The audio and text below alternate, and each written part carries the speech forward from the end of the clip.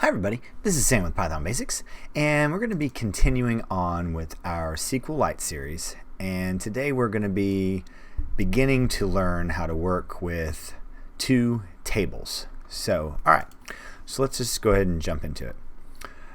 First of all, if you're new here, thanks for joining us. This is what we do. We do micro videos, one subject upon a time, and we build upon it.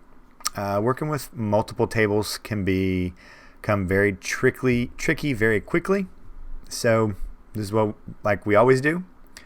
One video today, we're going to have an introduction and really kind of work through it. So all right, to remind everybody, a database is the whole structure. Then inside the database are tables. Then within those tables is information. So what we're going to be working with is the sales database, and we have a customer table and a orders table. So let's just peek at this right here. So okay, let's look at customer. So first we have a customer ID, and these are going to be important pretty quickly. So the customer ID, and then the actual name of the company. All right, then the orders, and we're gonna get pretty sophisticated pretty quickly, but we are gonna take steps. So then here we are with the order number. Then instead of having somebody have to go and find and fill, this is already, let's just say this one right here is already is automatically being populated, so we don't have to worry about any spellings or anything. This is pulling right here. So then you have the customer ID and then the total of the order.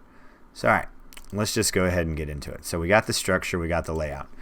So we're gonna work with a query statement, a select statement. So first we're gonna bring everything in. So we've seen all this before, so we're just gonna run this. So all right, so here we are.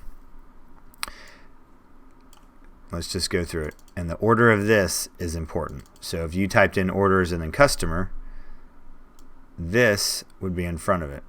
I guess actually we could do that so you can see. And then we get rid of this. So this is order specific. So here's the order. That's to remind you, that's the order ID, customer ID, the total. So let's just move this back. There we are. Let's run this again. So now, and to remind you, the star is everything. So we're going to do a little bit of foreshadowing, and we're going to get really specific because I'm going to show you how to dig into each table when you're touching more than one table. So all right. So if we wanted to just see the customer and then the customer ID, so we're going to do this. So customer dot customer ID, and to remind you, that's how it is. And customer ID, and it uses dot notation. Customer ID from that. Then we're going to do comma. Then 1, 2, 3, 4, 5. There we go. And then inside orders, customer ID. All right, does that make sense? So from customer and orders, I want you to pull out customer ID. So table, column, table, column. Oh, good catch there. Does that make sense? And these are order specific. All right. Okay. Come over here, run. So, oh wow, but this makes sense, right? So these are all this customer, and so forth.